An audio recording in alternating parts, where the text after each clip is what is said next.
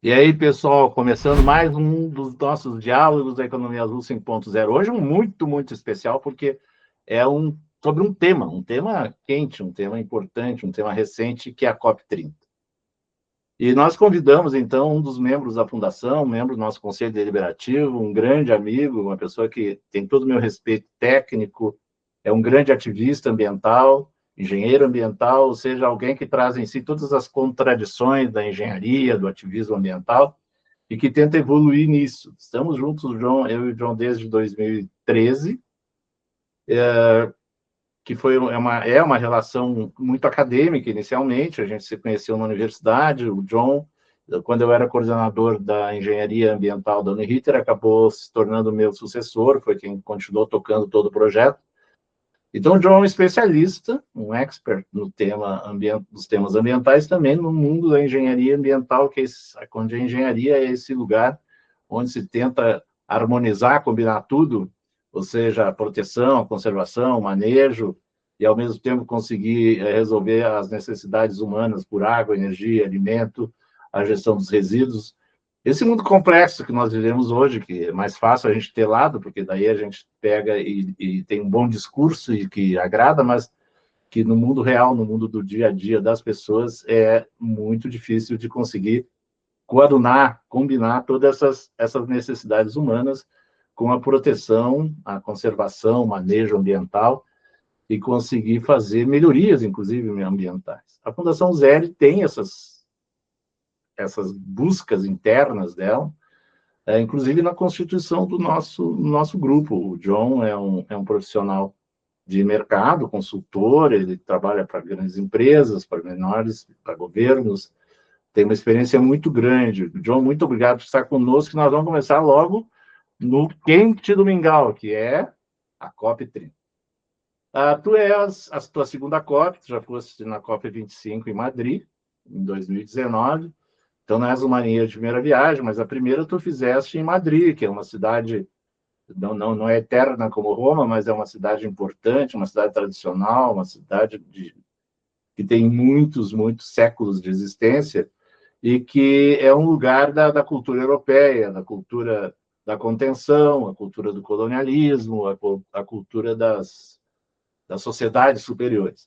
E tu foste agora, na COP30, para Belém do Pará, que é na nossa Amazônia brasileira. A Amazônia é muito maior do que a Amazônia brasileira, mas é a nossa Amazônia brasileira.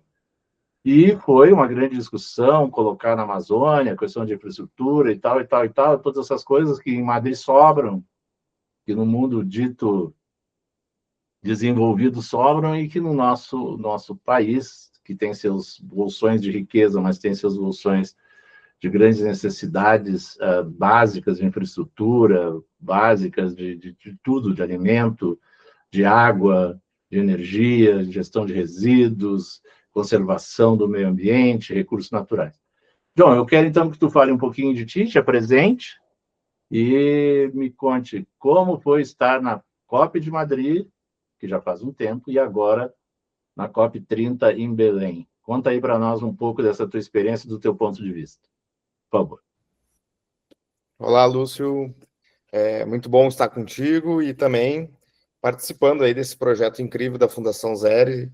Estou cada vez mais com a certeza de que a gente precisa difundir o conhecimento e tornar ele acessível, uma universalização, né? É incrível esse poder que a internet está tendo da gente levar pautas que muitas vezes estão só sendo discutidas numa bolha e que a gente possa, né, estar aí contribuindo com esse debate, principalmente do contexto das mudanças climáticas, da transição energética, da energia e do meio ambiente como um todo, né? Eu já estou há 25 anos nessa área, comecei muito cedo, comecei quando tinha 15 anos, cursando técnico em meio ambiente, e depois fui seguindo uma carreira.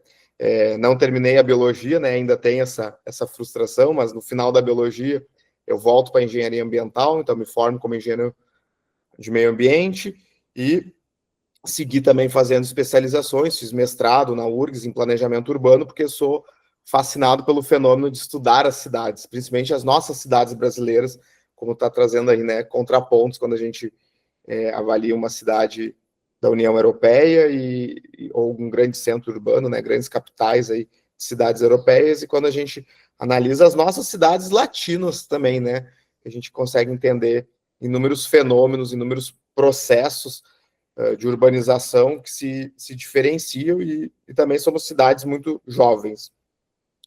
Mas, nesse período aí, nessa trajetória toda, né, também eu tenho o privilégio de ter passado pelo setor público, pelo setor privado, na academia, no terceiro setor, que é onde eu tenho atuado mais agora, especificamente, e também conhecendo as organizações, né? Então, criei, inclusive, um curso chamado Expertise em SG, venho me aprofundando nessa questão do greenwashing já há algum tempo, e também unindo a questão da inovação, né? Então, isso aprendi muito contigo, né? Da gente trazer a área da inovação para dentro da sustentabilidade, e cada vez que estudo, percebo que conheço um pouco, né?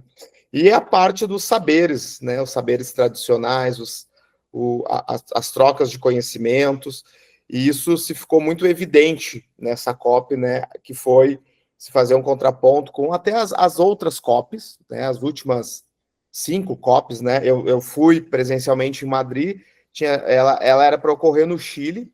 No Chile estava aquela onda de protestos em 2019, e por decisão, então, da UNFCCC, né, da ONU, eles transferiram para Madrid.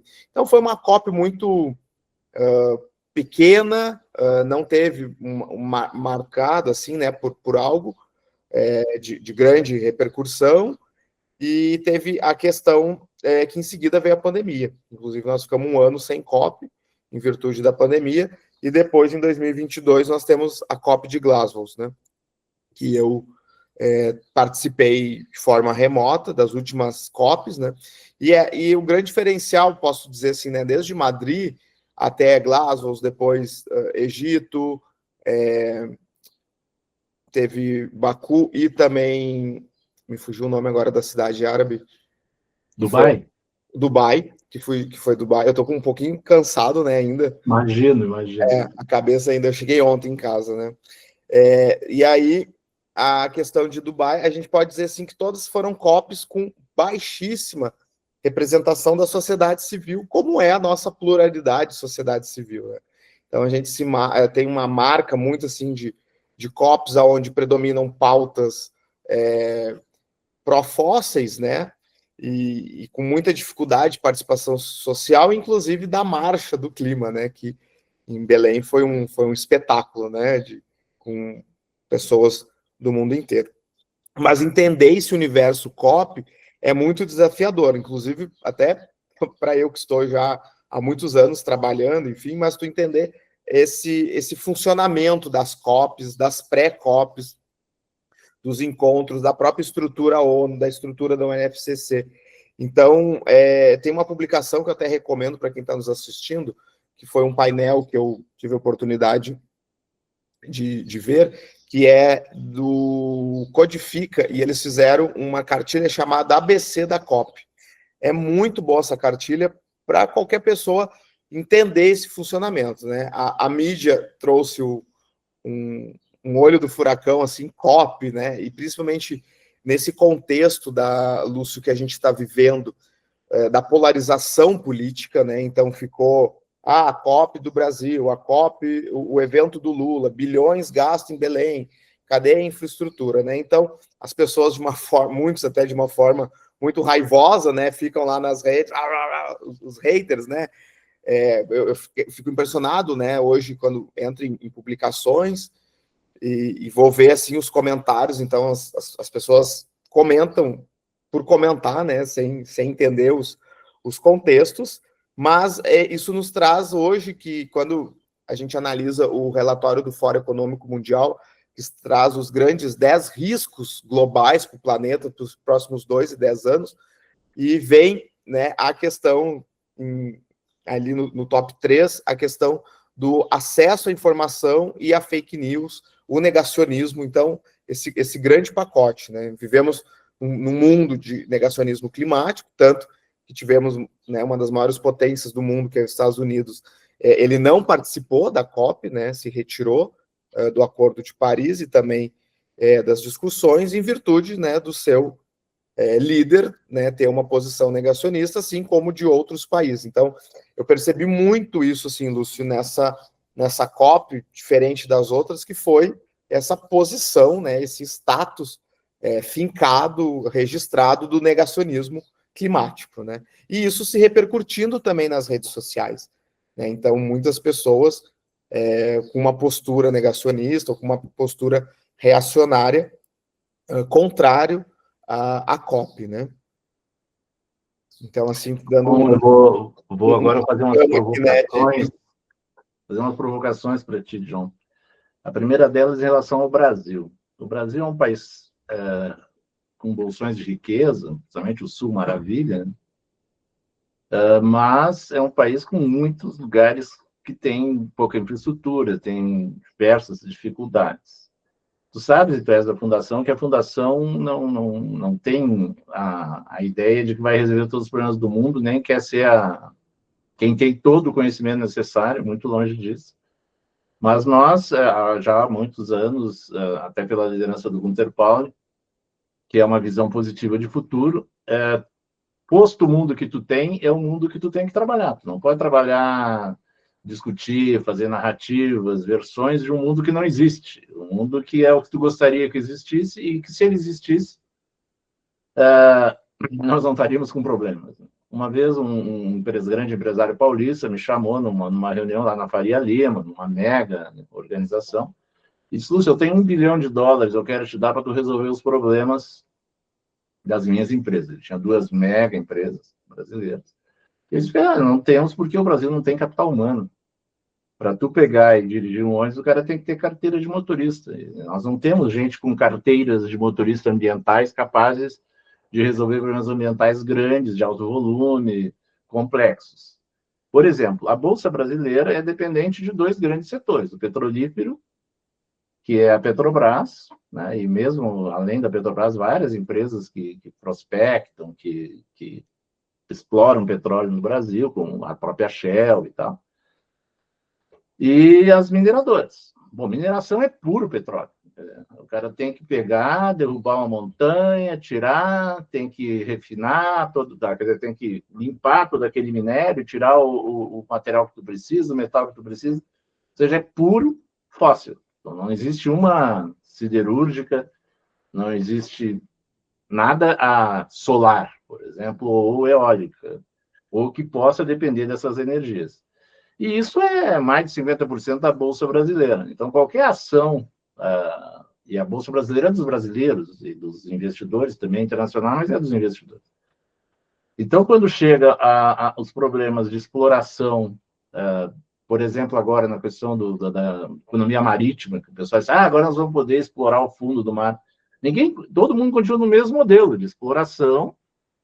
Os primeiros seres humanos que andaram pelo mundo, eram navegadores que procuravam pedras preciosas, ouro, e que depois foram atrás do petróleo. E hoje a gente vê assim a colonização europeia e tudo que aconteceu muito voltado para o petróleo. Então, assim, o Brasil não pode pensar fora de fósseis e mineração por uma questão do que ele é como economia. Porque no outro dia, se tu pegar e fizer uma restrição, por exemplo, que é um caso da exploração da equatorial, da região equatorial, se o Brasil diz que não vai, a Petrobras quebra a bolsa no outro dia, porque mesmo dizendo que vai, não ajuda tanto, mas assim, os efeitos negativos sobre a bolsa. E seja qualquer presidente, o Lula, o Bolsonaro, seja quem for que venha a ser no futuro, vai estar nessa sinuca de bico, porque tu não pode, um país que em 1960 a Ford, a Chevrolet vieram para o Brasil com uma coisa: nós precisamos vender caminhões, vocês têm que fazer estrada, tem que desestimular o ferroviário. O Brasil sempre foi feito por tentativas de desenvolver a indústria a partir de interesses externos. Não. Hoje, claro, a gente tem muito mais ferrovias, mas assim ainda é muito pequeno perto do transporte rodoviário. E também as hidrovias que não são utilizadas, que a hidrovia é um lugar muito melhor para produzir. Então, assim, o Brasil tem um problema de inteligência ambiental. Como é que tu consegue... E, assim, é difícil para um governo mudar isso. eu estava conversando já contigo algumas vezes, já conversamos, que o Brasil tem mais de 200 gigas de energia elétrica, gigawatts de energia elétrica instalada, mas na hora que precisa, entre 17 e 21 horas, 120 não tem, porque essas energias não são energias de base. Além disso, ou seja, a eólica solar para grandes sistemas não funciona, como foi recentemente na Europa também. Então, assim, acaba sendo a discussão sobre o fato uma discussão jurídica, né, uma discussão que está muito mais no mundo jurídico, da segurança jurídica. Tu mesmo, onde fizesse uma... E hoje eu posso falar da temporalidade, porque é uma sessão extra do nosso podcast. Tu colocasse, eu vi no Instagram, a questão de que o governo liberou as termoelétricas de emissão zero, mas isso nunca vai ser tema importante para ninguém, nem para quem é contra, nem para quem é a favor. Então, nós estamos... A gente chama de uma tranca ambiental. Tem uma solução viável, que até fui informado semana passada numa reunião que algumas empresas querem usar o carvão gaúcho já não mais para a produção de energia, mas como uma carboquímica, ou seja, de pegar e aproveitar principalmente para fertilizante, porque o carvão ele é uma mistura, ele quando queima ele te dá quatro eventos, que é a cinza, que tem uma solução técnica boa, uma solução conhecida, ainda tem aplicação no cimento, que é outro bandido, porque é no sentido dos fósseis, porque é a transformação de petróleo em cimento.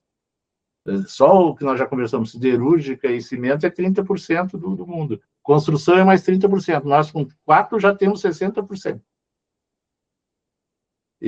Mas ele tem enxofre, porque é uma coisa química, toda célula tem enxofre, precisa de enxofre para fazer sua membrana. Então, tem muito enxofre no carvão e tem muito nitrogênio, que, se não forem manejados adequadamente, vai causar chuva ácida, ácido nitroso, ácido sulfúrico, mas, se for feito tecnicamente, com inteligência ambiental, aí, naquele mundo que nós conversamos no início,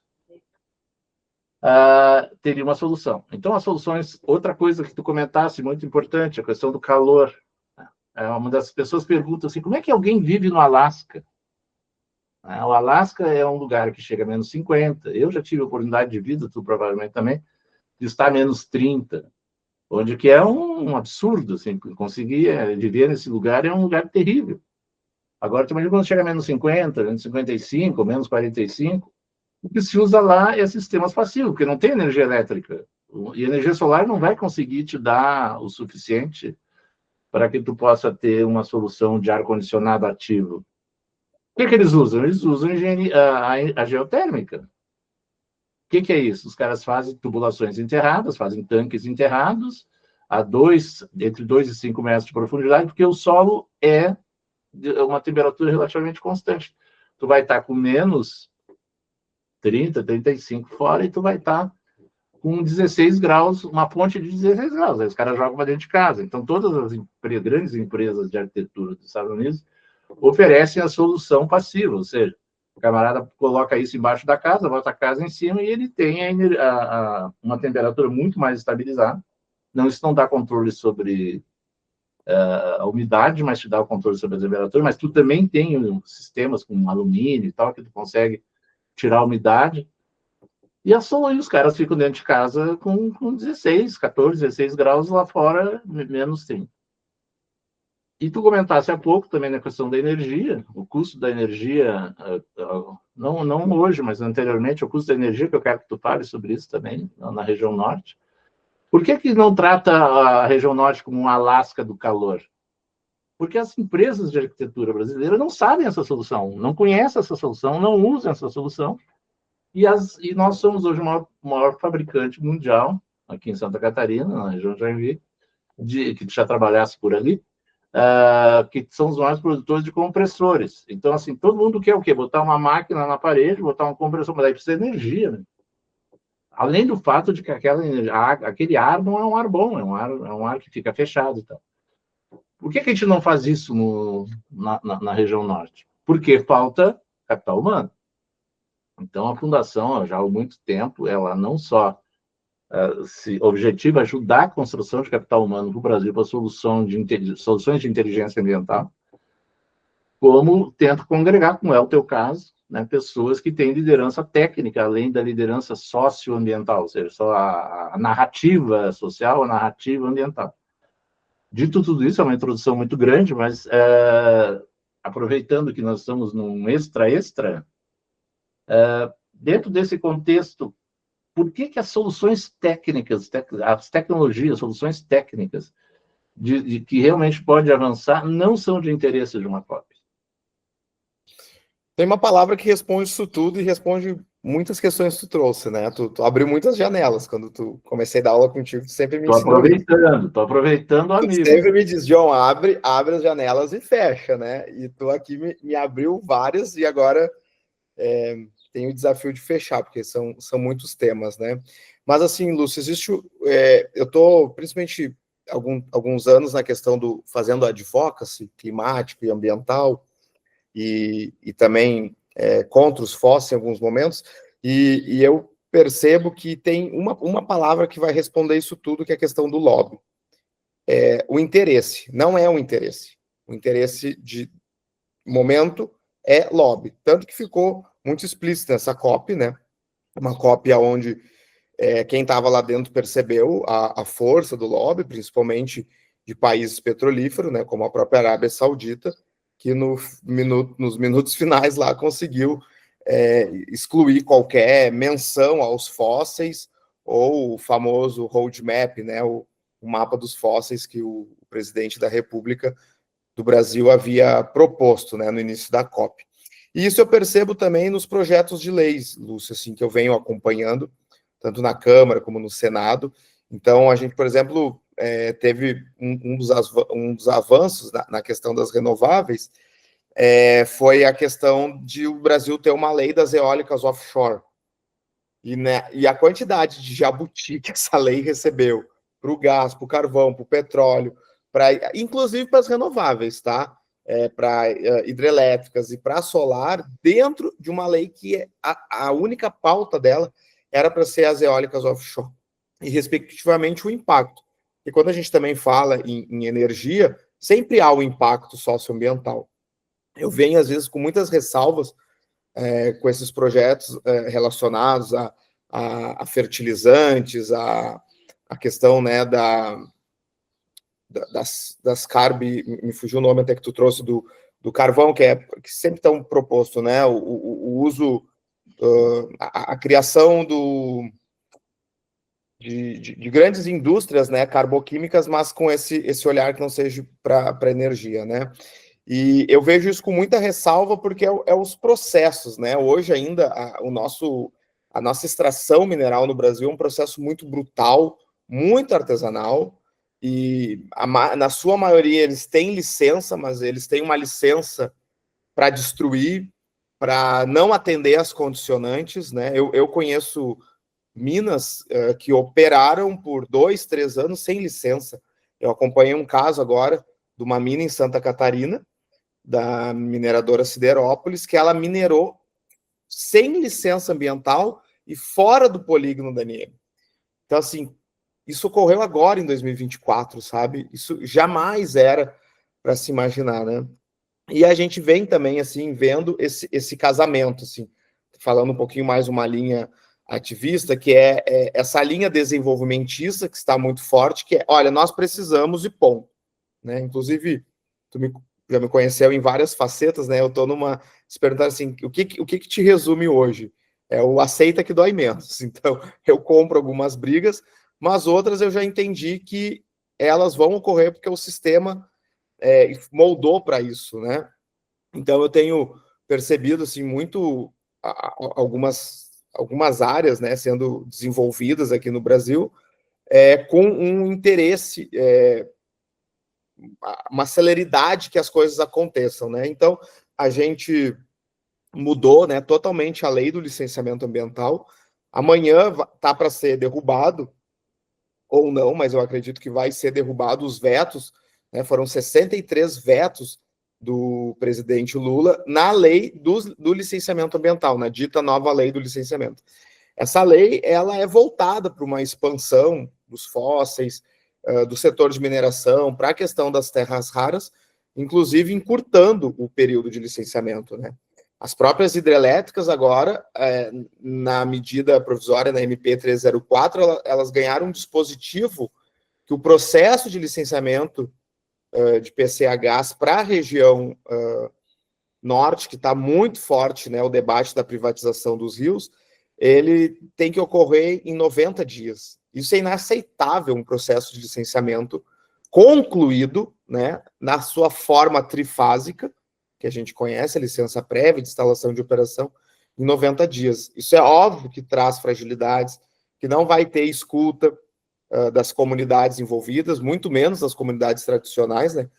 E aí eu tenho percebido isso, assim, no Brasil, já de alguns anos para cá, uma mudança, né, indita, a gente viveu isso no Rio Grande do Sul, com a mudança do Código Ambiental em mais de 200 dispositivos, as prefeituras, na sua grande maioria, hoje, têm a LAC, né, que é a licença ambiental complementar. Em alguns casos, tu entra, preenche um formulário e assume esse compromisso, né, que vai atender a legislação. Então, eu tenho percebido isso, assim, né, com preocupação, porque, ao mesmo tempo, como tu trouxe, assim, a gente precisa ter alguns avanços, né, na área sustentável, da sustentabilidade, das renováveis, só que se percebe que eles ficam num segundo plano, como a questão das baterias no Brasil, né, que tem uma promessa para 2026, um leilão, mas o Brasil ainda não tem uma legislação específica, né? E aí eu me preocupo muito com esses atropelos, né? E me lembrei muito, assim, eu já trabalhei muito com ela, que é uma arquiteta incrível, né, que é a Raquel Rolink, que ela trabalha na questão da lógica da desordem, né? E eu percebo muito isso, assim, Lúcio, que nós temos uma desordem hoje no que tange cidade, no que tange modelos econômicos. Tu trouxe muito bem essa falta de inteligência, né? O próprio setor elétrico brasileiro hoje, né? É um absurdo, né? A gente está vivendo a situação de curto time, de desligar as energias de fontes renováveis e acionando térmicas por essa falta de planejamento, por ainda não ter o estoque de energia, né? Isso tudo traz um custo. E sempre quem paga é o consumidor brasileiro, né? Então, quando a gente vai conhecer a fundo as políticas, né? Hoje a gente tem a CDE, que é a Conta de Desenvolvimento Energético, que é uma conta que tem pagas por nós lá, quando a gente paga a bandeira vermelha, quando, né, lá na nossa conta de energia, é um fundo com 50 bilhões de reais. Então, tu imagina se esse dinheiro fosse reinserido, né, para inteligência, para descarbonização, para eficiência energética. Então, faz questão de dias, se a gente colocar numa linha do tempo, né, do sistema elétrico brasileiro, a eficiência energética é uma questão de dias, né? Há pouco tempo, nós vivíamos de uma forma totalmente ineficiente na questão energética, né? Então, a gente tem alguns avanços agora, temos equipamentos mais eficientes, né? Os próprios automóveis, né? Então, eu acredito que tudo depende dos interesses, né? Dos ajustes, dos acordos comerciais, como a gente começou a ver agora a questão do carro elétrico no Brasil, e a questão que também é uma outra palavra-chave, que é a adaptação, né? Como tu trouxe o caso, né, do Alasca e agora do calor extremo. A diferença, né, que o calor extremo, ele tem matado mais pessoas do que as próprias inundações, né? E os deslizamentos, enfim. E essa é a grande chave de tudo, que é como nós vamos se adaptar, né? Então, nós mesmos, né, em várias regiões do Brasil, não construímos casas para se adaptar. É muito engraçado, né? Aqui no Rio Grande do Sul, eu às vezes recebo visitas, né? As pessoas perguntam, mas as casas não são adaptadas para o frio ou para o calor? Eu digo, não, a gente simplesmente construiu um modelo de casa que a gente acha que deu certo, mas as casas, né? A minha própria residência, eu tinha piso frio, eu não sei o que eu tive na época, na cabeça que eu botei piso frio. E aí no inverno era muito fria, no verão até era geladinho, né? Agora que eu fui botar aquele laminado e trouxe um conforto térmico incrível para minha casa, né? Um piso, né? E óbvio, mas sou uma pessoa com muitos privilégios, com uma casa que eu considero boa, enfim. Agora, quando a gente vai para a realidade das periferias, né? Quando a gente vai como as ilhas aqui em Porto Alegre, né? Esse debate de anos, né? Eu vou eu vou remover toda aquela população, inclusive, a maioria são pessoas de classe baixa, né, que estão em áreas irregulares, mas tem muita mansão, tem muita pessoa com dinheiro ali, né? Eu vou retirar 100% porque em 2 anos, quantas vezes aquela população foi atingida por inundação? Sem falar nessa marca histórica, né, da inundação de 2024. E aí vem essa questão, né? O que eu faço? E são vidas que estão em jogo, né? É a vida das pessoas. Então, é uma decisão muito, muito difícil, né? Assim, eu fico pensando se eu fosse um gestor, como é que eu vou decidir aqui, né? Não, agora vocês se retiram, eu vou realocar, né? O próprio, saindo um pouquinho, o município de Eldorado do Sul, né? Teve 80% da sua área inundada em 2024. Eu estive agora em Eldorado, é uma situação caótica ainda, aquelas casas provisórias. Fui em algumas áreas que as casas foram destruídas e ficou aquela situação de abandono, né? Então, assim como tem também, né, em Estrela, bairros inteiros, né, que foram retirados. Então, vem essa grande questão. E a cidade acredita, a prefeita chora, faz as entrevistas, que ela quer um dique, né, e como se aquele dique trouxesse a solução. Só que a cidade foi construída dentro do banhado, dentro da zona de inundação. Então, quando a gente falava dos banhados, né, lá há 20 anos, 30 anos atrás, mostrava a importância, a relevância ecológica, que essa área não podia ser aterrada, não poderia ser ocupada, seja por uma ocupação irregular, ou seja por um condomínio, por uma marina de luxo, tinha um porquê. E eu percebi esse fenômeno, assim, eu, né, que já estou assim há 25 anos, nos últimos 10 anos foi muito forte esse boom da indústria da construção civil, né? Como tu trouxe, quando a gente fala, né, indústria automobilística, indústria do petróleo, indústria da construção civil, a gente está falando do mundo, que é a conjuntura do mundo, né? Como está se formando, né? 80% da população brasileira, mais de 80%, vive em cidades, né? Então, muitas vezes o modelo, como a gente vê em os povos, algumas regiões da Amazônia, né, que ainda estão até no sistema isolado de energia, né? Precisa ter a sua bateria, porque até há pouco tempo nem tinha luz elétrica, né? Passava a linha de alta tensão e a população embaixo não tinha energia elétrica, né? Então a gente está tendo evoluções. E eu fiquei assim encantado, e jogo para ti aqui, em 2 linhas muito grandes de projetos, e eu acredito que é nessas áreas que tem que ser colocados os recursos, né? Que foi a questão dos projetos de bioeconomia, eu conheci alguns, assim, e a parte de restauração e conservação ecológica. Eu fiquei encantado, assim, com esses projetos e com organizações, com pessoas, com comunidades tradicionais que estão envolvidos em conservar, em manter a floresta em pé, né, e não ir numa linha. E vi uma riqueza de recursos naturais, mas não com esse capital, por exemplo, né, de exploração da foz, né? Eu vi uma possibilidade muito grande quando a gente vai nos grandes centros de comercialização, como o mercado Ver-o-Peso, como a estação das docas, né? E uma cultura muito rica, né? Então, e movimentando uma economia, uma bioeconomia, né? Muito grande e que traz geração de renda, que traz emprego, que traz uma vida mais digna para as pessoas, né? Assim como as populações extrativistas, né, que fazem a extração, seja do açaí, seja da pupunha, né, de forma sustentável e muitas cooperativas, né?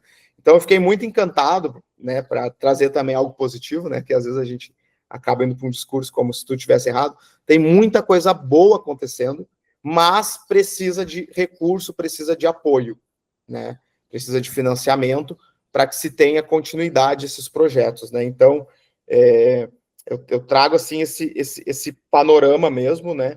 E a questão territorial, Lúcio, eu fiquei muito impressionado com isso, porque o modelo de cidade grande que a gente tem vivido, a gente tem se excluído do território. Eu não tenho mais aquele carinho do território, de fazer a defesa do meu território, de querer morar naquele lugar, de ter raízes ali, de viver uma cultura territorial, né, uma gastronomia típica, enfim, né? Então eu percebo isso em pequenos núcleos, de norte a sul do Brasil, né, que é essa valorização do território, da cultura local, de ter raízes, né? E aí, quando a gente vai para grandes cidades, grandes centros urbanos, grandes metrópoles, a gente percebe isso, assim, né, que ocorre uma exclusão territorial mesmo, né, as pessoas não se sentem pertencentes àquele território, e aquele território, na sua maioria das vezes, ele também está excludente de toda e qualquer política pública, né, seja de saneamento, de meio ambiente, da questão social, índices de violência, né. Então, a COP trouxe, infelizmente, não tão dentro da COP, mas nas mais de 100 casas que esteve no entorno, né, das áreas azuis e verde, inclusive eu participei de uma, né, que foi o Amazon Climate Hub da Araiara, foi uma das quase 100 casas que trouxeram debates incríveis e construções e dando voz para coletivos, para pessoas que trouxeram, eu participei de painéis, por exemplo, da questão de diversidade, LGBTQIA+, e clima. Então, assim, teve pautas que lá dentro não estão sendo discutidas e que nem vão ser, que gerou, né, inclusive o termo, né, em relação aos quilombolas, populações afrodescendentes, foi excluído dos textos, né, a própria Rússia teve uma atitude xenofóbica e racista, né, contrária à posição deles, né? Então, imagina, ainda está muito incipiente, né? Pela primeira vez surge o termo populações tradicionais, né? Dentro de um texto oficial da COP. Então, eu percebo essa lacuna, esse distanciamento, e eu acredito que esse sentimento também ficou em muitas pessoas, que era, olha, esse padrão da UNFCCC, esse modo de discussão, ele não representou e nem representará a realidade que o mundo está vivendo, em todas as suas concepções, e nem as transições que o mundo tem que passar. Quando a gente fala em transição, não é só transição energética, né? Eu sou fascinado de todo o conhecimento que a gente adquiriu junto com a própria área da gestão de resíduos sólidos, né? Foi um cara que acompanhou um Brasil que não tinha nenhuma política nacional de resíduos sólidos. Só que isso já faz 15 anos, né, Lúcia? A política é de 2010, nós estamos em 2025, e que avanços a gente teve de lá para cá, né, em relação em mudança de cultura. Então, eu esses dias estava fazendo uma palestra e aí me perguntaram se eu estava cansado da área ambiental. Eu digo, talvez até um pouco, porque quando eu vou numa turma de escola, eu ainda tenho que fazer a mesma palestra que eu fazia 25 anos atrás, quer dizer, quanto tu gera de resíduo, como que se separa, e tentar que as pessoas façam a compostagem, né? E isso me traz um debate, assim, que às vezes a gente faz uma projeção de futuro, né? Tu é um futurista, né? Eu me lembro que eu tive na faculdade uma colega que era da Souza Cruz, da indústria fumageira, né? E ela disse que na época eles já debatiam que, tipo, 2030 a empresa ia acabar, porque estavam diminuindo o número das pessoas fumantes. O que a realidade nos trouxe agora?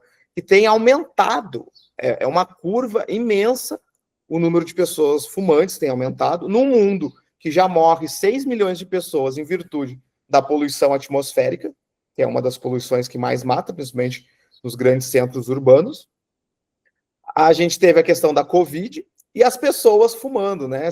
Seja cigarro, seja esse vape. Eu viajo, né, fora do Brasil, não é só Brasil, a gente sempre acha que aqui tá. Eu fico muito impressionado, né? Esse vape entre os jovens, enfim, as pessoas dentro de restaurante, eu vejo às vezes fumando o vape. Então, é essa mudança, né? Eu tenho percebido assim que a grande pergunta agora é sobre a humanidade, né? A transição que tem que ocorrer agora, acredito, a maior transformação é dentro das pessoas para elas se reconectarem com esse mundo que a gente está vivendo, porque nós estamos totalmente desconectados dele, né? Só que a mudança climática, ela qualquer pessoa desse mundo está sofrendo os efeitos dela. Uma criança que deixa de estudar, a minha casa que é atingida por uma enchente, por uma chuva de granizo, como agora aconteceu em Erechim, um tornado F3, né, que atingiu o Paraná, a Indonésia agora acabou quase 50 pessoas mortas com deslizamento. Então, assim, as queimadas, né, olha, Hollywood, né, Califórnia lá, ano passado, o que foi aquilo? A floresta amazônica. Quando que tu imaginou, Lúcio, que a fumaça das queimadas da floresta amazônica iam chegar no Rio Grande do Sul, iam influenciar no pôr do sol de Porto Alegre, que é um cartão visita, né, o cartão postal da nossa capital. Então é impressionante assim quando a gente tem um olhar mais sistêmico, né?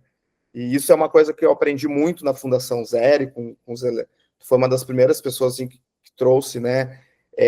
Não só o discurso, mas como é que a gente vai se tornar profissionais sistêmicos para buscar soluções ambientais dentro dessas problemáticas, e o grande desafio de trabalhar com as pessoas, né? Que quando eu chego com um projeto de bioeconomia, é muito novo para algumas pessoas, né?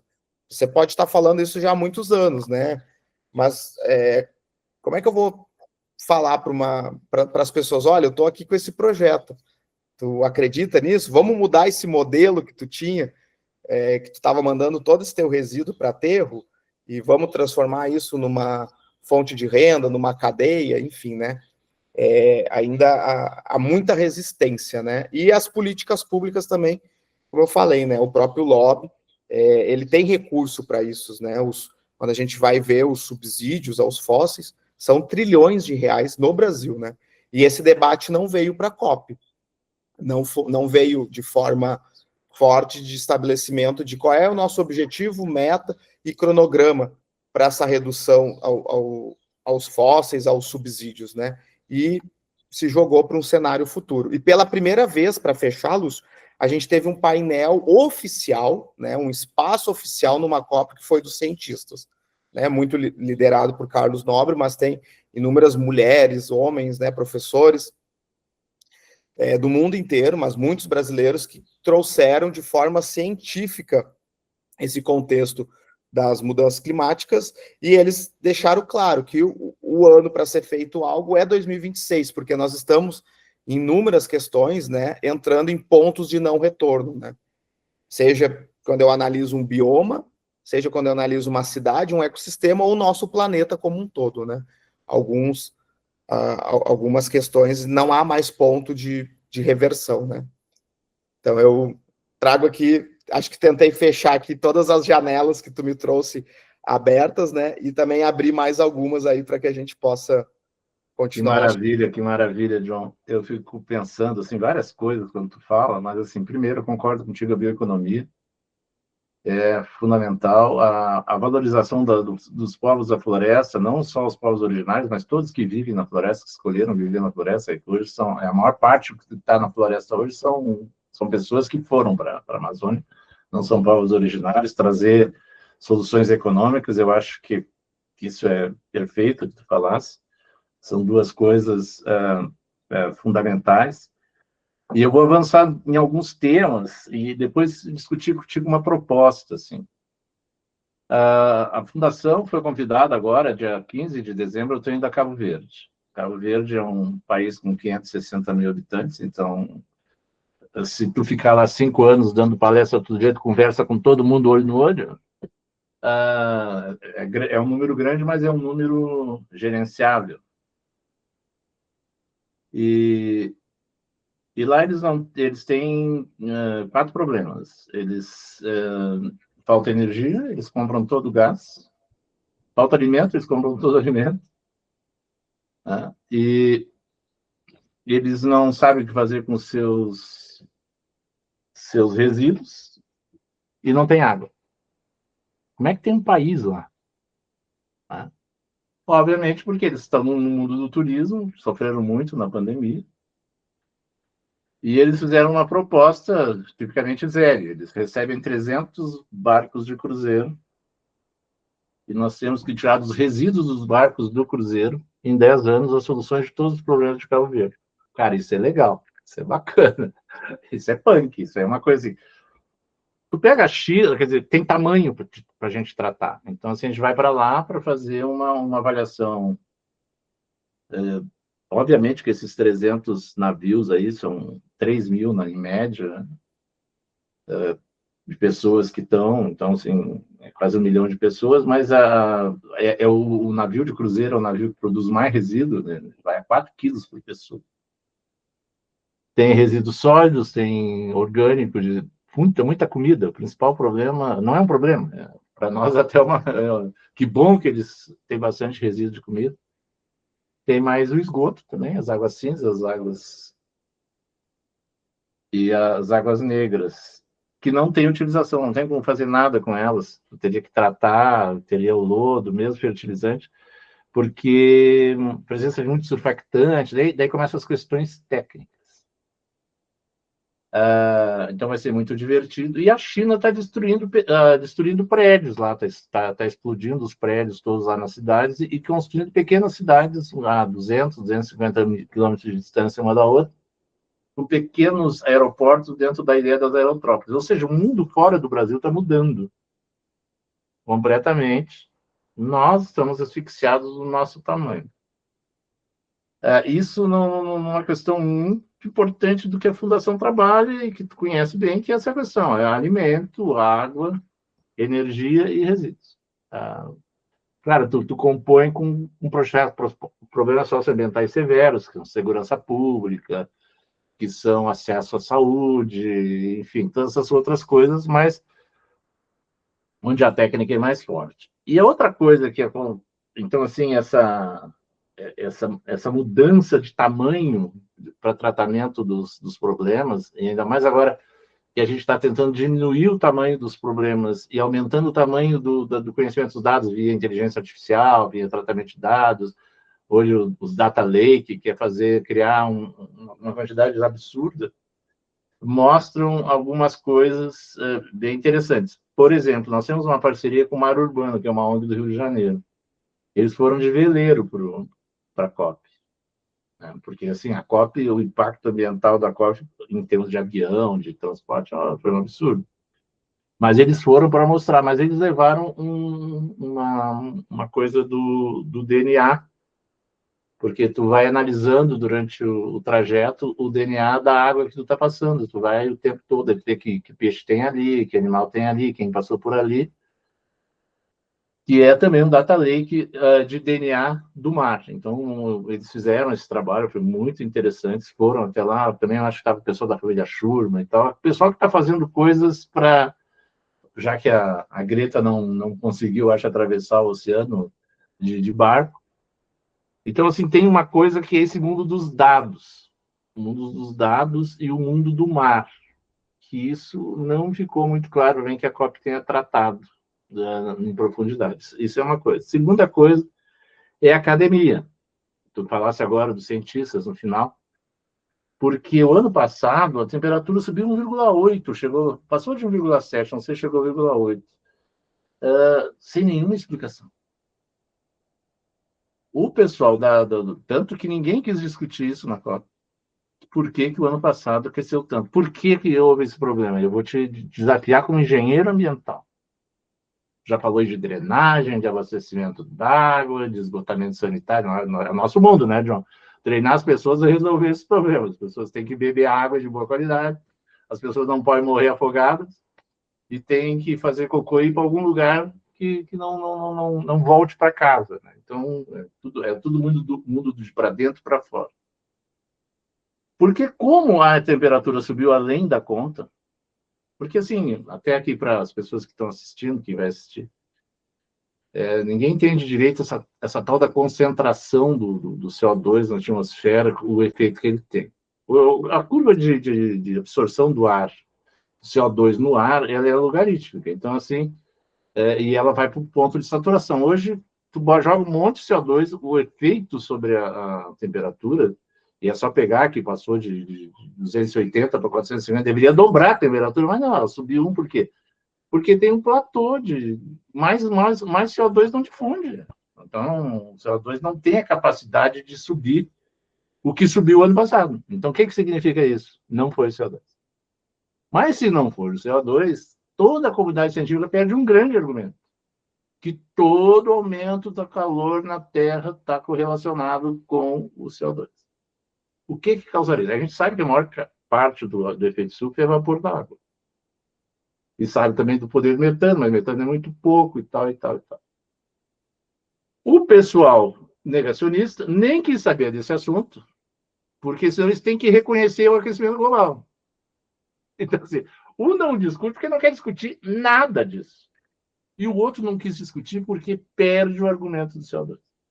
E ganham os negacionistas ditos científicos que dizem que é resultado da radiação cósmica universal, que diminuíram muito as tempestades do Sol, que o Sol nos protege com suas tempestades. E aí, com essa diminuição, começou a entrar o vento, não mais o vento solar, mas o vento cósmico, que vem das estrelas e tal, e que isso nos deu uma lufada de calor aqui, o que diria que o aquecimento, todo tipo de aquecimento, não tem nada a ver com o CO2.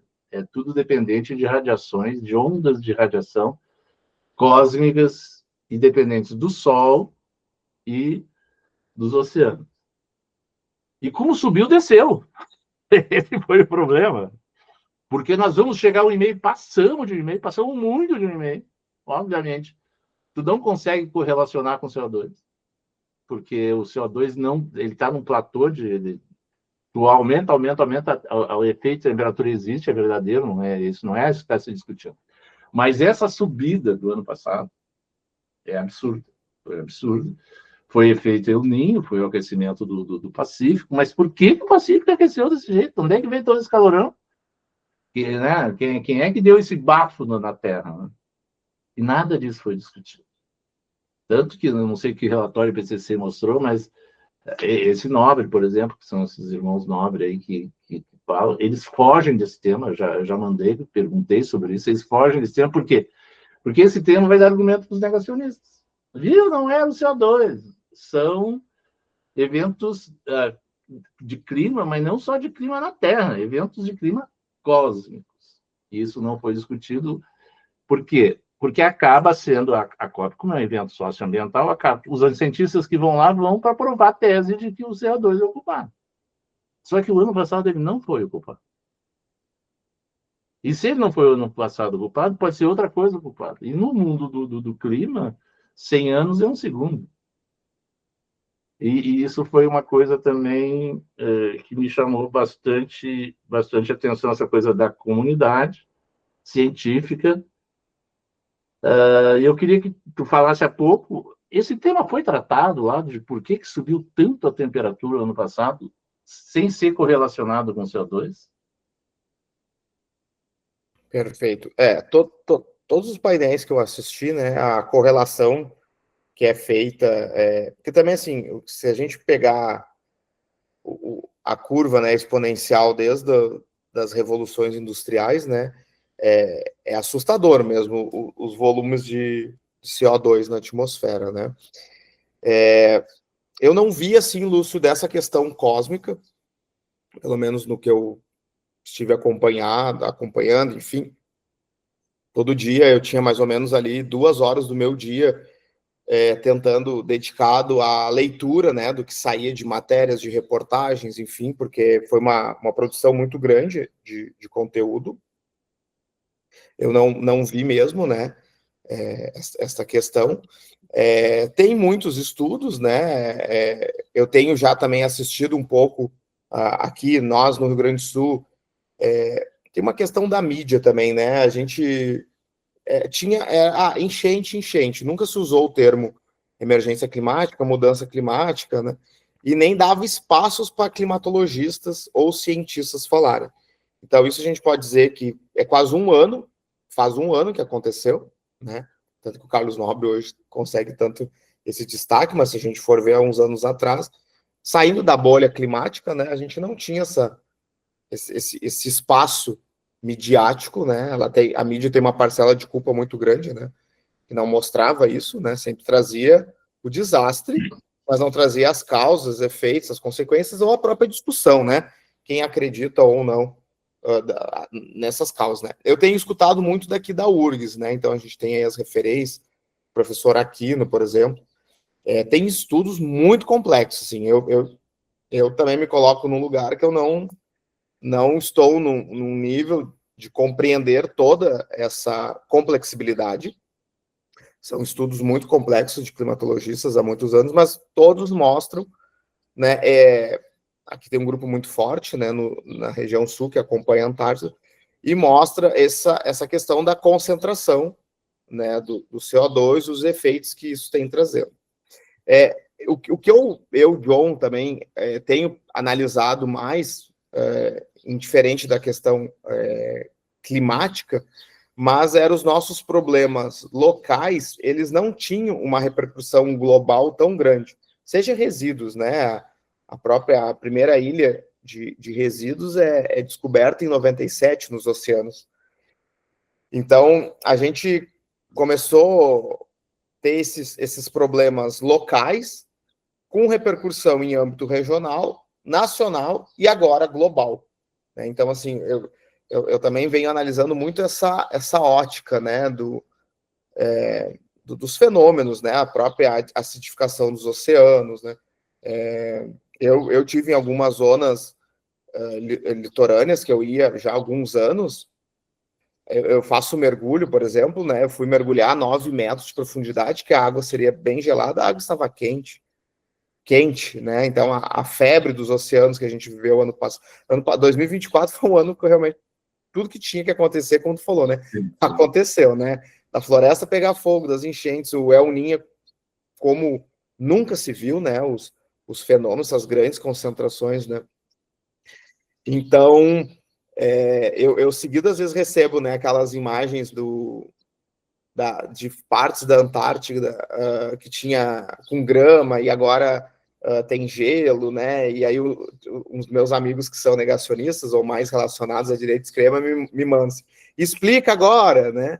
Porque também tem essa questão, tem muitas linhas que estão dizendo, olha, não é bem assim essa questão das mudanças climáticas, né? Mas o que eu percebo é que as questões locais estão muito desafiador, né? Como eu falei, viver em cidade, né?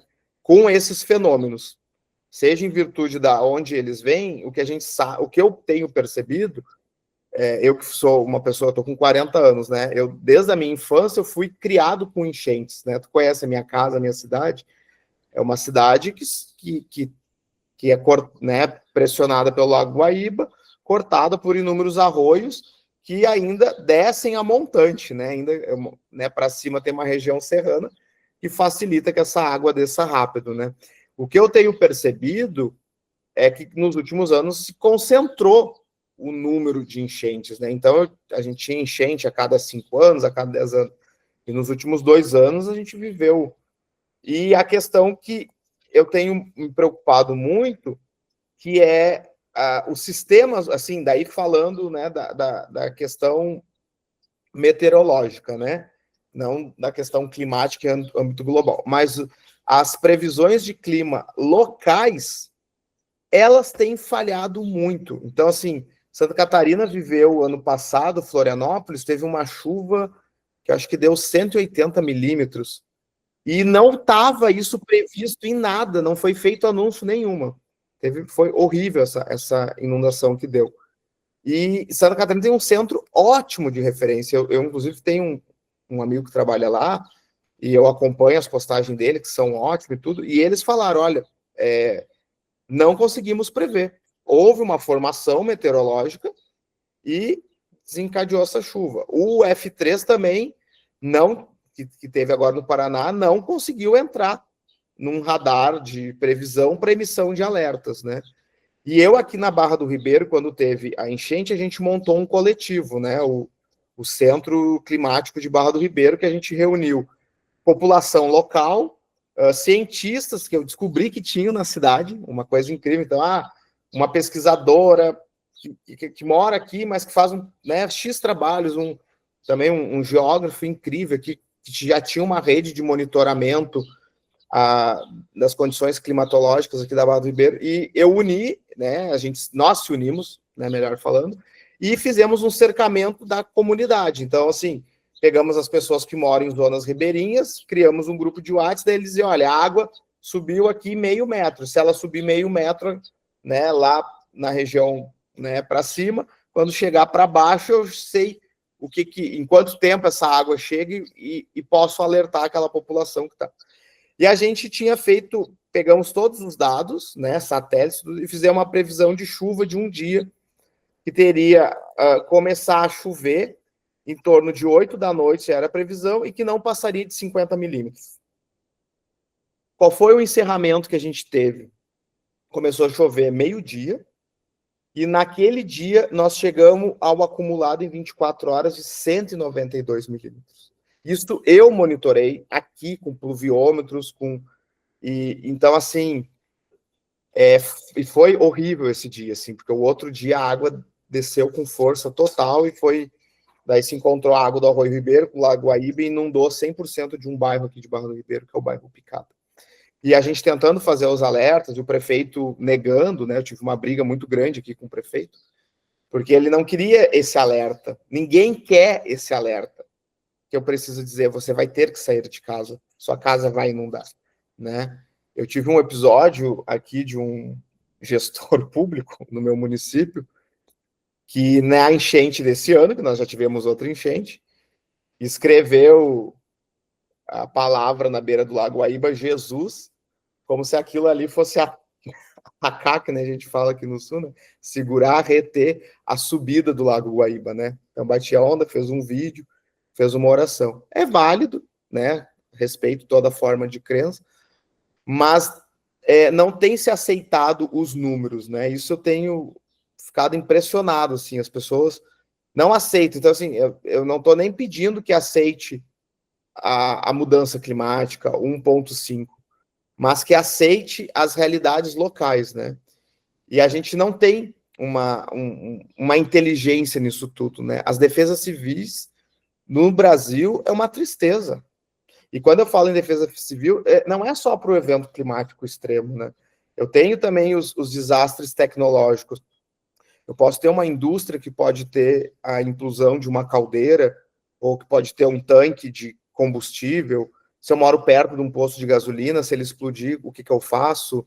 Então, nós não somos preparados para emergência. Eu vi isso dentro do evento que eu estava a 100 metros do incêndio que houve. E eu fui uma das primeiras pessoas a ver. Eu até achei, luz pelos estralos, que era um ataque terrorista, porque parecia tiros, né, os estralos daquela estrutura. Levou um tempo, assim, uns segundos para entender que era um incêndio. E deixa eu contar para vocês que estão nos assistindo, assim, que é um relato que eu estava lá. A questão da informação, o quanto é importante. Gritaram, fogo, tem que evacuar. Na cabeça das pessoas, a evacuação ia se dar por onde eu entrei. Se eu entrei por aqui, eu saio por aqui, que era um sistema igual de aeroportos, né? Aquelas raio-x, as esteiras, né? E aí, Lúcio, tinha uma leva de mais ou menos, quando eu vi, né, antes de eu sair, de 500 pessoas correndo para o fogo, em torno de 1.000 saindo do fogo. E aí o fluxo era assim. E um pouco, alguns perdidos. E isso eu fiquei impressionado. Não tocou sirene, não teve sirene, diz que teve, mas não tinha apito. Os bombeiros, a polícia da ONU é extremamente grossa, eles têm esse perfil, né? São grossos, são estúpidos, são raros, assim, e geralmente são os que são latinos, né? O que falam espanhol, que daí eles têm um inglês que é super difícil de compreender. Então eles diziam gol, gol. O que gol, gol diz, né, para um brasileiro, né? Eles não diziam fogo, né? Não diziam fire, enfim, não tinham apitos. E ficou muito confuso, assim, né? A zona que eu saí, por exemplo, não tinha um extintor, não tinha sprinkers, né? Numa estrutura de 211 milhões de reais que foi montada, né? E não era uma estrutura anti-chamas, né? Porque eu senti o cheiro, até fiquei bem preocupado de ter inalado aquele cheiro forte. Muitas pessoas inalaram, foram para o hospital, isso não mostraram. Foram quase em torno de 20 pessoas que ficaram bem mal. Eu fiquei do lado do hospital, porque eu saí na primeira saída de emergência e não tinha um hospital. E nos deixaram presos numa tela que levou horas para abrirem, para que a gente pudesse ir para a rua, sem nenhuma informação, né, não tinha placas assim, né, de saída de emergência, plano de fuga, né? Então, assim, eu fiquei... isso foi incrível, isso, né? Assim, acho que tem duas coisas que foram incríveis nessa conferência. Foi mostrar que, assim como o mundo está em chamas, né, ou está aquecido, lá dentro também pegou fogo, né? E ainda uma conferência que tem o símbolo, o Curupira, né? Que daí alguns diziam, isso aí é o Curupira que saiu da floresta, pois é, vocês estão negociando a minha floresta, né? E a outra questão que foi a ocupação, né? Eu sei que foi uma forma violenta, teve pessoas feridas dos povos tradicionais, teve partidos políticos que estavam misturados, não ficou legal ver bandeira política, era para ter sido um movimento 100% dos povos tradicionais que invadiram a Zona Azul. Isso nunca aconteceu, né? Isso trouxe um alerta, inclusive eu fui no avião, estava do lado de uma pessoa da Embaixada do Reino Unido, ela estava me contando que isso trouxe um alerta de segurança muito grande, porque a gente está lidando, né, com as autoridades do mundo inteiro. E aquilo não é um espaço do Brasil, né? Para quem nunca foi numa conferência, aquilo é um espaço da ONU, né? E essa ocupação de pessoas, né, não credenciadas, né, dentro da zona, até está aqui meu crachazinho, né, para entrar na Zona Azul, é só com esse crachá que tem as datas, enfim, qual é o teu cargo, né? E aí tu imagina, dezenas de pessoas, né, ocuparam esse espaço, né, houve essa invasão, né, com violência, quebraram a porta. Então isso nunca aconteceu em 30 anos de conferência, mas é a forma, eu né, super respeito, mas foi a forma que as comunidades tradicionais encontraram de ser vistas, serem... Houve depois a escuta, né, que o presidente, o André, presidente da conferência no Brasil, né, fez, né, se reuniu junto com a Anatone também, que é a CEO, e atenderam as demandas. Mas, assim, eu vejo, assim, John falando, né, sem nenhum CNPJ aqui, sem nada, John ativista falando. Tirando essa questão que tinha pessoas que não eram para estar ali, com bandeira de partido, enfim, ou de movimentos, ou de ONGs, enfim, a ação dos povos tradicionais foi necessária, né? São povos que têm na sua cultura, né, uma forma violenta mesmo, assim, né, de luta, né, de lutar, para eles conseguirem esse espaço, porque dentro das discussões, por que foi dito, né, a COP da Amazônia e a COP da Verdade? Isso realmente não ocorreu, não foi a COP da Amazônia, ela foi na Amazônia, mas ela não foi sobre o bioma amazônico ou em âmbito bioma amazônico em âmbito global com os outros países, ou a COP das florestas tradicionais, das florestas tropicais, né? Então foi necessário mesmo essa ação, né, dos povos indígenas, dos nossos povos originários, para trazer, né, esse alerta para o mundo, assim, né, para que eles sejam incluídos, né. Então eu achei muito válido isso, assim, esse simbolismo, né. E também teve essa repercussão internacional, né. Então é o que a gente, assim, para subir, foi visto isso, né, para subir a rampa, o Raoni foi convidado, né, no primeiro dia do governo Lula, quando assumiu, né. Agora, para compor a zona oficial, não foi, né. O Raoni não fez uma fala, né, a liderança e a expressão e todo significado e força que o Raoni, né, tem como liderança indígena, o próprio Instituto Raoni, né, todo o trabalho incrível que faz, teve discussões fora dos espaços oficiais da ONU, né? Ele estava lá, né? Deu muita entrevista, se encontrou com lideranças do mundo inteiro, né? Presidentes, secretários, ministros de meio ambiente de outros países que têm um respeito, enfim, né? Como até do próprio Reino Unido, e do governo brasileiro não houve, né, essa questão, porque ele tem, claro, né, que ele é contrário à exploração de petróleo na foz do Amazonas e os riscos que isso pode significar, né.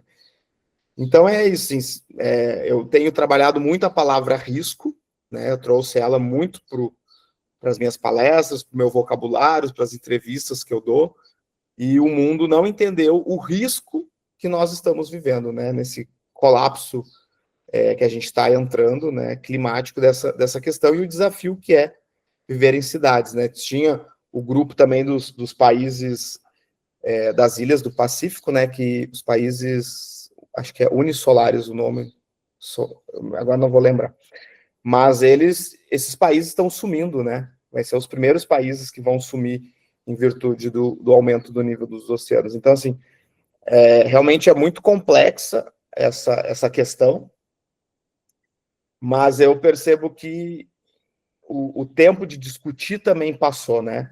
Se nós vamos, enfim, um grau... Passou toda e qualquer forma de discussão.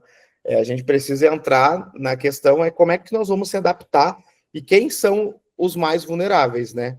A gente entender isso, né? E a vulnerabilidade está em tudo, né? Não está só no meu local, está num avião que eu pego, que vai ser cancelado o meu voo, está numa cidade que vai ser destruída por um deslizamento, por uma enchente seca, né? Está lá o produtor de soja. Eu vi uma apresentação da Embrapa muito interessante, mostrando os bilhões de reais perdidos com as secas. Então, esse modelo hoje de expansão do agro, que é dito, né, que trouxe um desenvolvimento, principalmente aqui no Rio Grande do Sul, que a soja tomou conta do bioma pampa ou do bioma cerrado, as perdas são bilionárias nos últimos anos em virtude da seca, né? Então, a gente tem percebido isso, né? Essas grandes alterações climáticas, né? Em âmbito local, né? E o Rio Grande do Sul, hoje, tem se evidenciado como a maior porta de entrada para evento climático extremo, né? Então, isso o pessoal da URGS consegue explicar muito bem, né? Por todos os gráficos e fundos e fluxos, né? Como isso tem ocorrido, né? Eu não sou cientista climático, acho que também isso tem saber se reconhecer o seu papel, né? É uma área muito complexa, né? Eu, inclusive, né, tenho trabalhado na área de transição energética e tenho visto que quanto mais eu sei, menos eu sei, porque é uma área muito complexa, a área de energia, né? Toda essa sua complexidade.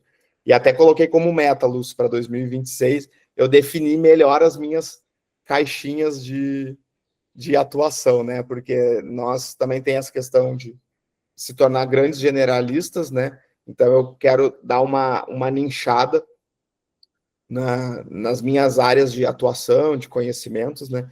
E estou sentindo muito falta, eu me afastei dos resíduos, né? Um pouco, estou sentindo muita falta de voltar para essa área que eu sou apaixonado, né? As minhas duas paixões é resíduos sólidos e o fenômeno das cidades, né? Compreender como é viver em cidades, né? E como a gente fazer para se adaptar, né? Entender a cidade como um organismo vivo. Isso não é dito por mim, né? Vejo o professor Rualdo, que eu sou muito fã, né? Há muitos anos fala isso, né? Entender a cidade como um grande organismo vivo. E assim como as cidades, nós estamos doentes também, né? Percebi também essa questão, conversando com muitas pessoas, né? Da ansiedade climática, da depressão, muitas pessoas doentes. Eu fiquei impressionado, Lúcio, assim, as pessoas grossas, estúpidas, sabe? Não, tu é um cara que também vive em aeroporto, né? Virou uma saga, né? Não tem como eu botar minha mochila e dizer vou ser feliz, vou caminhar nessa floresta de seres humanos chamada aeroporto, né? Então, é um grande desafio hoje, né, essa convivência. E uma coisa que tem me chamado muita atenção, assim, que eu também quero me aprofundar, é a ansiedade climática das enchentes, né? Eu confesso, quando eu vi os telhados em Erechim, assim, eu me emocionei, eu chorei, porque me passa um filme, né? Eu estava lá, na Barra do Ribeiro deu um mini ciclone bomba desses e destelhou o mercado inteiro aqui da esquina da minha casa.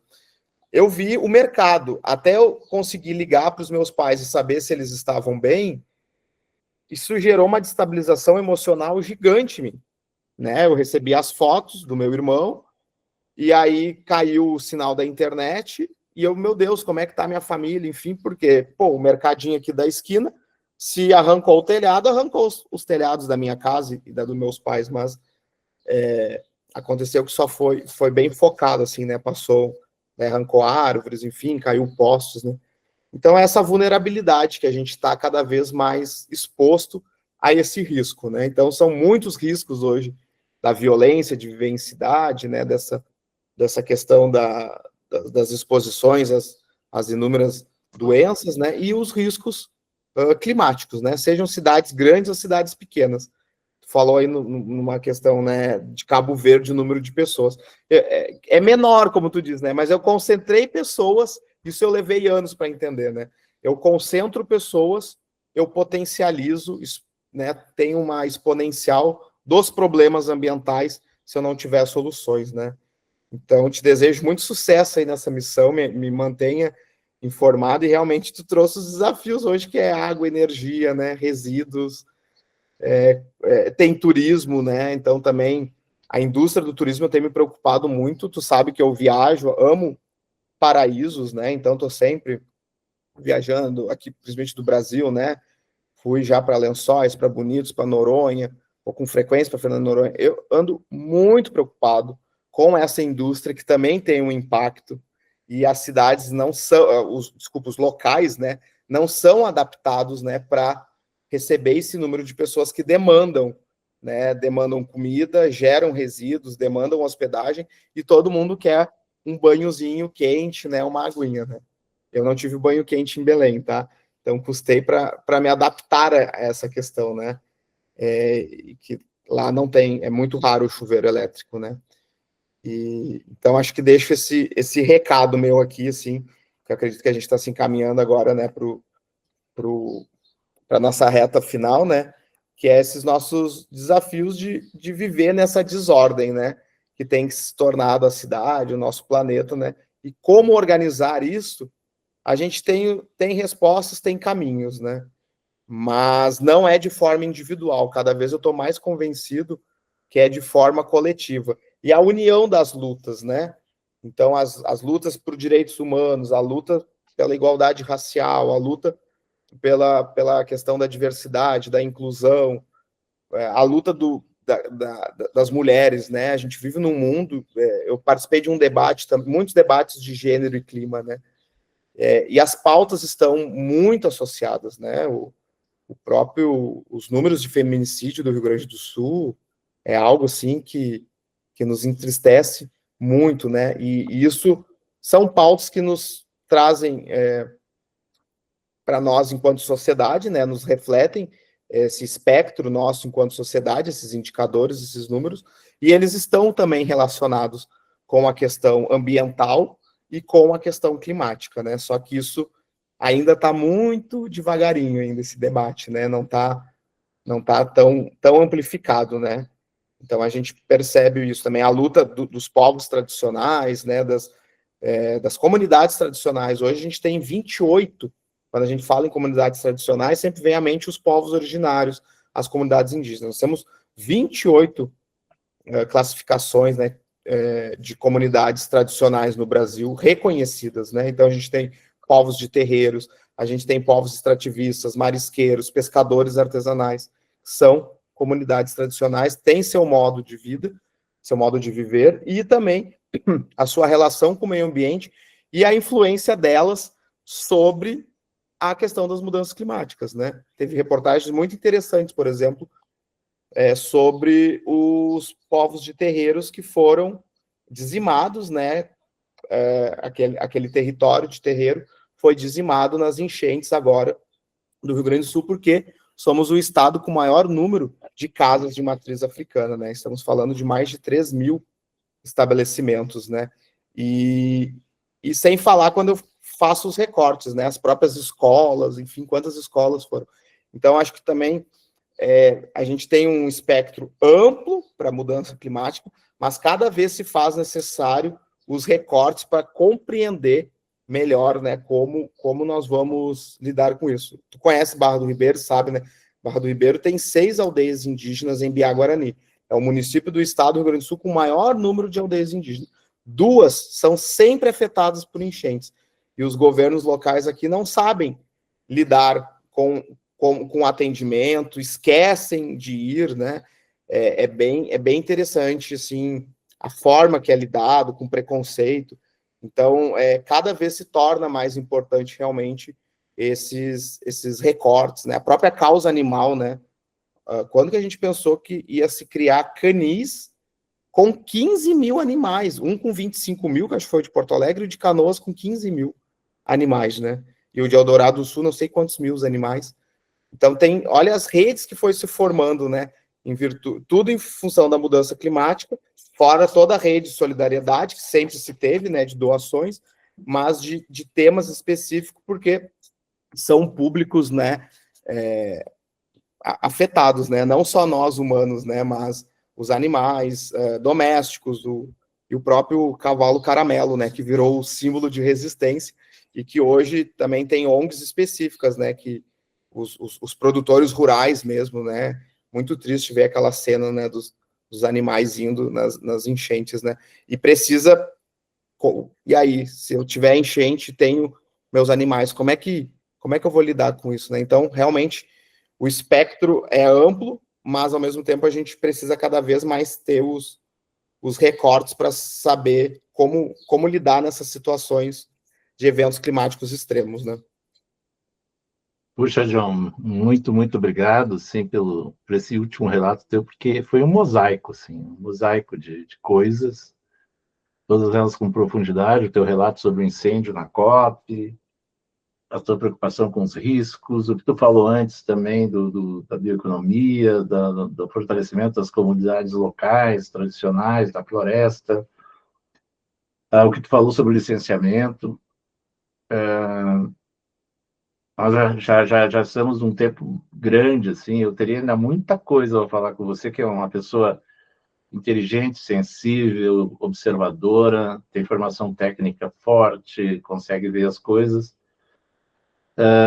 A Fundação, esse ano, entre 2026 e 2028, a gente pretende entrar muito nessas coisas de bioeconomia, com Cabo Verde, a gente vai fazer essa primeira reunião com o primeiro-ministro lá, mas a gente estamos em Cabo Frio, nós estamos em 2 cabos. Cabo Frio é um lugar espetacular para projetos, que dá para entender a costa brasileira, é um pedaço da costa brasileira cheia de possibilidades. E vamos entrar em 2 coisas, nessa parte do licenciamento. O licenciamento federal faliu, o licenciamento estadual faliu, então nós temos um grande trabalho para construir mecanismos, processos de licenciamento municipal melhores, mais efetivos, que no final do dia melhora a qualidade de vida das pessoas, melhora a qualidade de vida dos negócios, que é um grande desafio. Não dá para contar mais com o licenciamento. Faliu, o sistema faliu o licenciamento. Faliu a lei dos resíduos também. Lá em Cabo Frio, nós estamos discutindo a responsabilidade estendida pelo fato do produto, ou seja, o que antes era o catador, agora é o coletor, ele vai olhar, por que essa embalagem está aqui? Esse cara aqui tem que pagar por isso, esse cara tem que se responsabilizar por isso. Qual é o impacto disso na vida das pessoas? Porque não tem uma solução melhor. Então, é aquilo que ele comentou de inteligência ambiental. A inteligência do lixo. O que tem no lixo? O que precisa ter? O que não precisa ter? Então, nós vamos fazer um esforço grande da Fundação acabar se tornando uma referência nesse tema, né? Eu fui professor de liability, que é responsabilidade civil pelo fato do produto, e ver agora que o Brasil já tem uma lei, a Europa tem uma lei muito forte, a Inglaterra, o Reino Unido, que tu comentaste, tem uma lei muito boa nisso. Estou te convocando aqui para nos ajudar na Fundação, para a gente criar esse núcleo de inteligência ambiental voltado para a responsabilidade estendida pelo fato produto. E nós vamos também, nessa coisa que tu falou do ESG, que o ESG começou como, nós somos legais, estamos fazendo as coisas legais, nós estamos juntando pela governança ambiental, o social, e muito mais para as coisas objetivas, regulamentos e tal. Então, nós estamos aí fazendo um grupo para discutir a 37120, que é a norma de certificação da ISO para meios urbanos, que agora, recentemente, a primeira cidade brasileira foi São José dos Campos, se qualificou como a melhor, porque assim, está cheio de prefeito, governador, nós somos sustentáveis, nós somos bacanas. Tá, mas a sua palavra, não duvido da sua palavra, mas mostre. Diga como, quais são os seus indicadores. Então, continua na luta da Fundação sempre pela questão técnica, a questão científica, o científico com base de tudo, porque nós não podemos, uma fundação como a nossa, uma fundação de conhecimento, não pode viver de narrativas, de conversas, blá, blá, blá, blá, blá, e vaporware. Muita gente se irrita quando eu digo isso. A pessoa faz um belo discurso, eu digo, tá, isso é blá, blá, blá, vaporware. Agora eu quero saber o que é de fato. Porque, por exemplo, a própria inteligência artificial, eu perguntei para ela, assim, os corais, o CO2 difundido na água, foi uma das causas da destruição dos corais, sim, e daí ela botou todas as coisas. Digo. Mas eu fiquei sabendo uma vez que quando a temperatura aumenta, o CO2 difunde pior na água, então tem menos CO2 na água. Como é que tem menos CO2 na água e aí quando esquenta tem mais CO2 na água? Tu pode me dizer, daí a inteligência diz assim, é um tema complexo, há algo contraditório nisso. Claro, porque tu pega isso que tu falou do sistema, que tu pega por partes, o CO2 está matando os corais. Tu pega por partes, o CO2 está aquecendo. Mas se aquece, menos CO2 difunde. Se menos CO2 difunde, não ataca o coral. A própria inteligência artificial se deu conta, disse que ia procurar mais dados, talvez ainda não haja um consenso. Só que como as pessoas falam em separado, ninguém para fazer assim, pô, mas sistemicamente isso aí não está. Tu está dizendo, quando a gente brinca do Rio Grande do Sul, enquanto usar cobertor curto, tu explica uma coisa e desexplica outra, volta a explicar a primeira e desexplica de novo. Então, assim, a importância do entender o que está realmente acontecendo. E isso que tu comentaste muito bem. Até o Bill Gates fez um artigo antes da COP muito interessante sobre nós não vamos ter tempo útil de solução, nós temos tempo útil para ajudar os menos privilegiados, as pessoas que estão mais atacadas pelas mudanças climáticas. Pegar o John Roxton, que estava aí também, que esteve na COP, que fez várias entrevistas, eu assisti vários programas sobre a COP, e aquela coisa que a COP ficou como politicamente, que é a última coisa que eu vou te perguntar para nós fechar, politicamente era uma reunião tentando botar o guiso no gato, e o gato não foi na reunião, e ninguém sabe como chegar nos Estados Unidos, na China, que são os grandes poluidores do planeta, do ponto de vista do uso de... Tem nenhuma perspectiva nos próximos 20 anos de reduzir, talvez aumentar. Então, assim, tu que já te candidataste, já é uma pessoa que vive o mundo político, conhece o mundo político, para encerrar aí 5 minutos sobre qual será o papel dos políticos no meio ambiente, se é que eles vão ter algum papel, se é que eles conseguem, como tu disseste, o próprio presidente vai para um lado, vai para o outro ao mesmo tempo. De novo, é a mesma coisa que a inteligência artificial explica e desexplica, e desexplica e explica. Que é o caso dos fósseis, é o caso da preservação da mata, da valorização dos povos. E aí a gente conclui, tá, John? Mas esse teu último relato aí foi um mosaico perfeito da situação que a gente tem que enfrentar e enfrenta todos os dias. Os políticos têm algum papel ainda? Então, eles teriam um papel se eles representassem a nossa sociedade, né? Hoje a gente não tem uma representação é bem desafiador falar, porque a gente tem os sistemas, né? A gente tem o nosso sistema municipal, estadual e o federal, né? Eu ando muito preocupado com o legislativo, assim, é um sistema praticamente está falido. Gostei muito, anotei aqui, anotar de novo, vou trazer sobre a falência, né, do licenciamento das políticas, adquirir isso. E realmente esse sistema faliu, né? E ambos têm responsabilidades, tá? Primeiro, cada um quer falar para a sua bolha, né? Então eu vejo isso, às vezes, uma esquerda raivosa que fica lá, e aquela direita dizendo que a gente está vivendo uma ditadura, né? Direita extrema, que luta pela família, Deus e liberdade de expressão, né? E os temas que realmente as políticas eram para estar sendo discutidas não são, e principalmente também a fiscalização sobre o poder público, né? Então, como todo mundo tem rabo preso, né, o legislativo não exerce esse papel de fiscalizador que deveria ser, né? Esses dias eu fiquei impressionado que eu estava vendo um município que abriu uma licitação para microscópio. Oba, viva a ciência, né? Vamos formar cientistas, né? Mas era o seguinte, eles alugaram microscópicos por R$900 por mês. Um contrato de 2 anos para fornecer para as escolas públicas. Só que o microscópio custa 2 mil. Né? Então, olha que maneira legal de ganhar, de roubar dinheiro, né, com corrupção. Na educação, que é onde tem dinheiro, né, que fica 25% do orçamento, né, da União, dos estados e do município, esse é garantido por lei, e que ocorre isso. E assim vai, né, na saúde, resíduos, né, Lúcio? Eu aprendi também dentro do Aceita que Dói Menos que eu não vou enfrentar essa máfia do lixo, né? Eu já me arrisco demais, né? A minha vida me expondo, né? Mas, assim, algumas áreas que eu brigo não matam pessoas, né? O resíduo mata, né? Isso, seja eu sei lá, se eu tenho um ferro velho e resolvo Não, eu vou pagar a latinha agora a R$10 o quilo, porque eu tenho para quem vender por 15 e eu montei a minha logística e eu pagando 10, vendendo por 15, eu vou conseguir o meu lucro. Cara, o sistema montado ali de cartel é para que eu venda por 5.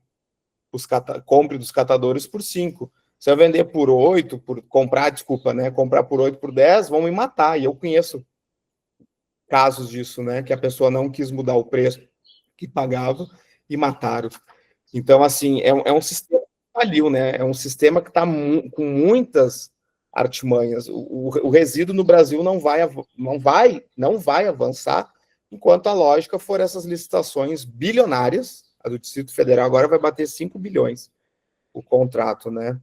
Porto Alegre fez a parceria público-privada, né, por 30 anos. Bilhões, né? Município que 97% do resíduo é enterrado num aterro sanitário a um custo de mais de R$500 milhão por ano. Ninguém quer mudar essa lógica, porque não interessa mudar essa lógica, né? E aí, os políticos não estão preparados para isso, né? Os governantes. E os que levantarem bandeiras, né? A gente sabe o que acontece, né? Não estarão aqui entre nós. Então, realmente, é muito desafiador, assim. E a formação política mesmo, né? Eu estou lá dentro da Câmara, do Senado, eu fico impressionado, assim, né, com as pessoas que estão. E tu tem que entender o histórico, né? Quem chega a um Senado, a uma Câmara, ele tem um histórico familiar, um vínculo, enfim.